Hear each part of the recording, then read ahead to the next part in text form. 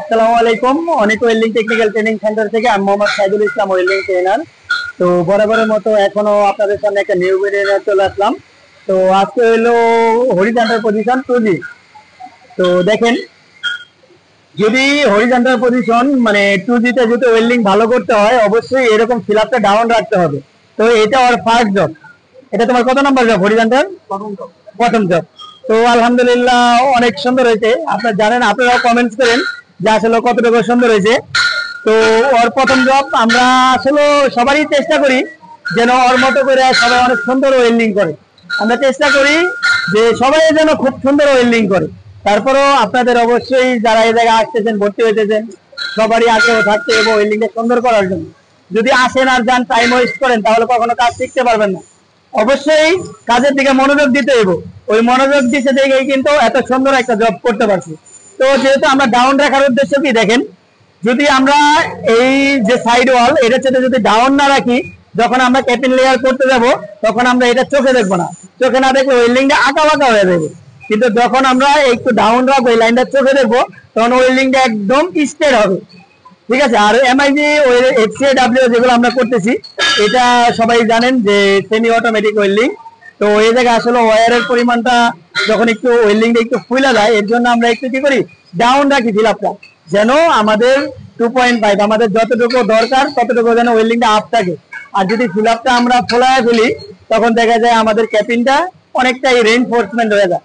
কারণ আমরা চাই ডিফেক্ট মুক্ত ওয়েল্ডিং করতে। যখন একটা ওয়েল্ডিং আপ হয়ে যায়, উচ্চতার বাইরে যায়, তখন এক্সেস রেইনফোর্সমেন্ট হয়ে যায়। তো আমরা চেষ্টা করি অবশ্যই সম্পূর্ণ গাইডলাইন দেয় স্টুডেন্টদেরকে শেখানোর জন্য। তো আমরা এখন 2G ক্যাপিং করব।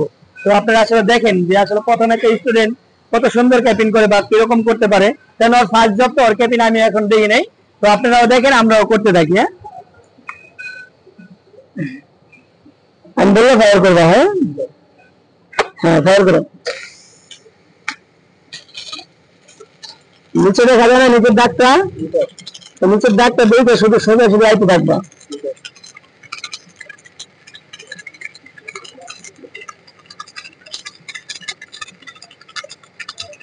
কোনো কিছু ওয়েট করবে না, আমি ছেড়ে দিলাম। হ্যাঁ, ওয়েট করলে একটু ফুলে যাবে, একটু তাড়াতাড়ি আসে।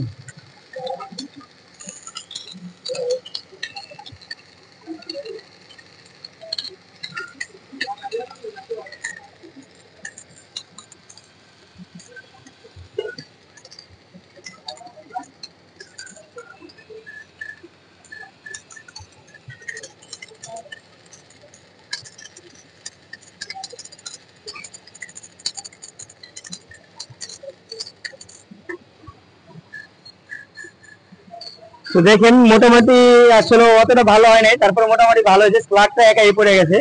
তো একটা ওয়েল্ডিং আসলে একটু ভালো হলে স্লাগটা পড়ে যায়। তো দেখেন,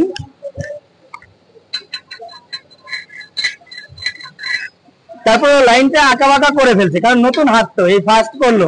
আশা করা যায় আর 2-1টা করলে ওর হাতটা ক্লিয়ার হয়ে যাবে, কারণ ওর হাতটা খুব ভালো, হাতের ব্যালেন্স খুব সুন্দর।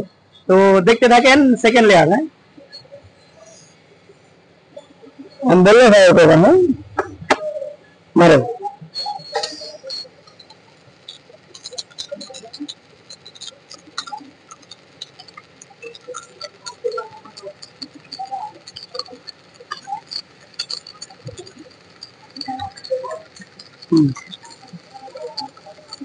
আরেকটু দূরত্ব আসে, নিচে আরেকটু নিচে, আরেকটু নিচে। হ্যাঁ, এগুলো মাইন্ড সেট আপ করতে হবে। হ্যাঁ, এরপরে যতক্ষণ তুমি একা একা মারবে। সাব্বাস।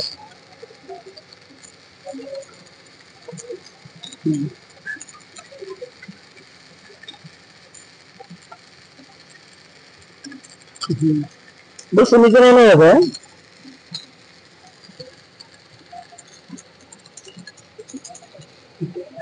তুমি আগে যে ওয়েল্ডিংটা করেছো, ওই ওয়েল্ডিংটা প্রায় ঢাই হয়ে গেছে।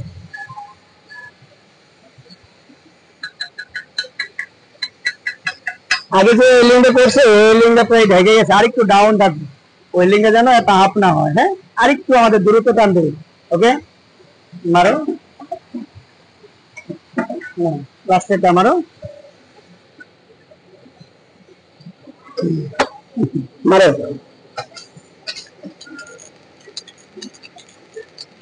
একটু ধরে রাখুন।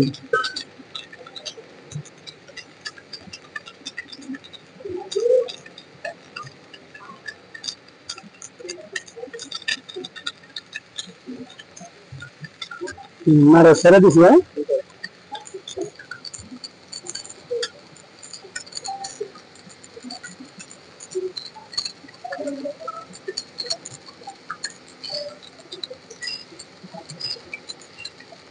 আরেকটু ওয়েট করে দেন, উপরে ধরে আরেকটু ওয়েট করেন। হ্যাঁ সব ব্যাস।